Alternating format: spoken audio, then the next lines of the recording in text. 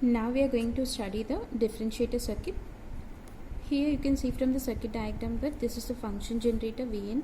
Your differentiator is also one of the basic application of op-amp. Again we are using a 741 op-amp. First let us see what are the components that we are using in our differentiator, then we'll go to the theory part.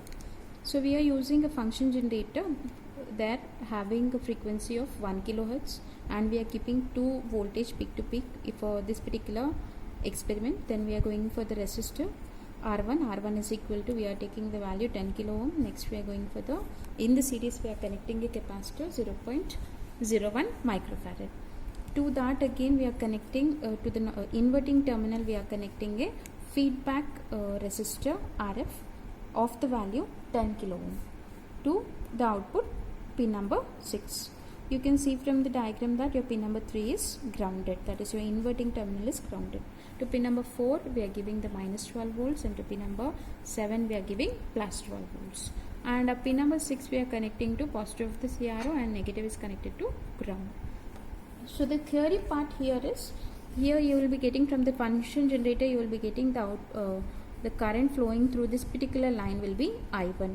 As you know that there is infinite resistance, it will not go to the op-amp, inside of the op-amp, hence your I1 will pass to this particular node, hence your I1 will become equal to I2.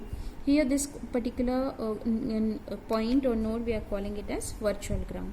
In virtual ground, because of high input impedance, voltage will be equal to 0, and our inverting is already ground, hence the voltage between our inverting and non-inverting will be equal to 0. Now here your I1 will be equal to I2. Current flowing through this particular line, that is I1, will be equal to the feedback resistor I2. Now the input I1 is nothing but dq by dt, that is the differentiation of charge with respect to time. Your charge value is C into Vi. C is the capacitance. So here you can see from this particular theoretical part, I is equal to dq by dt. D by dt we are keeping aside. The value of Q is C into Vi.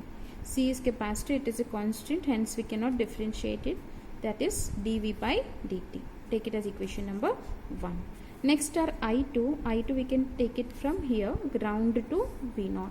Because of virtual ground it is 0 minus V0 divided by RF. That is equation 2. Minus V0 by R. So I1 is equal to I2. It is nothing but C is equal to dVi divided by dt is equal to V0 by R. V0 is equal to minus RC dVi by dt. RC is nothing but the time constant. That is nothing but the it is how we can say that it is a time constant. When your capacitor is reaching the time constant is nothing but it is the 36% of the maximum charging time, that is the 63%. So V0 is equal to minus RC into dVi by dt. Because of presence of plates of capacitor, the time it is called as time constant, and V0 is equal to dVi by dt. That is integration of input voltage with respect to time gives the output voltage. Again a negative sign indicates because we are connecting our input to the inverting terminal, hence it is minus.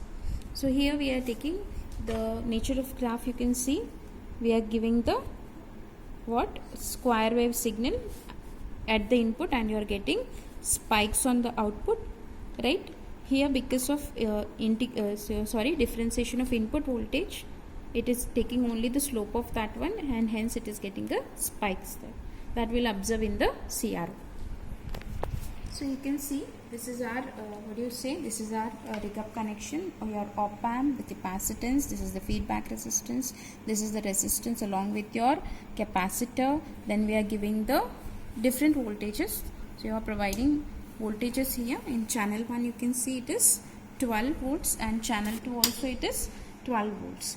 So you are giving 1 to the positive to the fourth terminal, and negative to the 7th terminal. 7th you are giving to positive, and negative you are giving to 4th terminal. Then we are giving 1 kilohertz of frequency as our input signal,